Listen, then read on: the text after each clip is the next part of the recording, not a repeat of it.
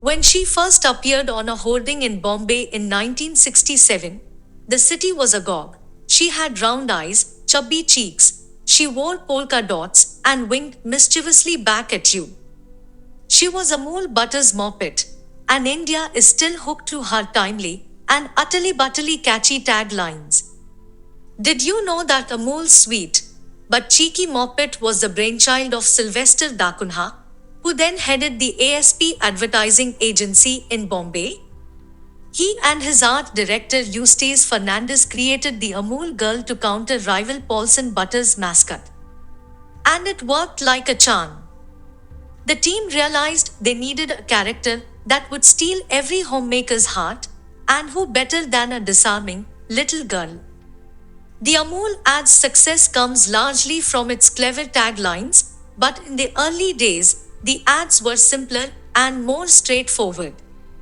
Here are a couple of initial Amul ads, sans those smart and topical catchphrases we have all come to love.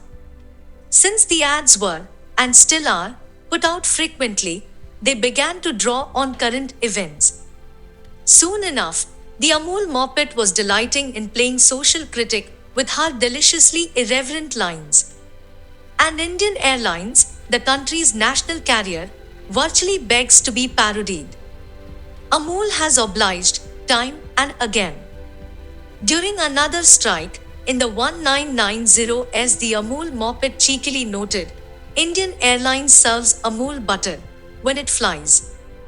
The airline was outraged and threatened to altogether stop serving Amul butter on its aircraft. Thankfully, not everyone lacks a sense of humor. Even controversial former CEO of Enron, Rebecca Mark, who cornered much space in Indian newspapers in the 1990s, was a fan of the Amul moppet. In 1992, the deal with Enron, the American power giant, kicked up one of modern India's most high-profile controversies. The $3 billion deal was billed as the poster child of liberalization. It was the largest foreign direct investment in India at the time, but it was tainted with allegations of corruption. And the face of Enron in India was Rebecca Mark, its 30-something CEO. The Enron saga played out over a decade, a question mark always hovering over the power project. At the height of the controversy, Amul went dark.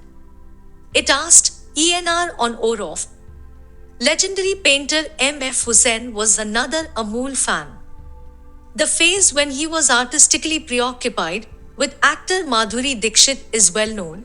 He was so smitten with the Dhak Dhak girl that he was dubbed Madhuri Fida Hussain. The Amul moppet called it heroin addiction. It seems Hussain noticed the witty Amul ad on a hoarding in Uttar Pradesh, and he loved it so much that he got a picture clicked with him standing in front of it. Then he called up the agency and requested them to blow up the ad and send him a copy. British Airways was not spared the moppet's scathing wit when the airline slipped up big time with Sachin Tendulkar in 2015. The Indian cricket legend was touring the United States for the All-Stars T20 tournament featuring retired international cricketers and was furious on two counts. He tweeted his displeasure when a family member's ticket wasn't confirmed despite seats being available. But he really had it with BA's don't care attitude when the airline sent his baggage to the wrong destination.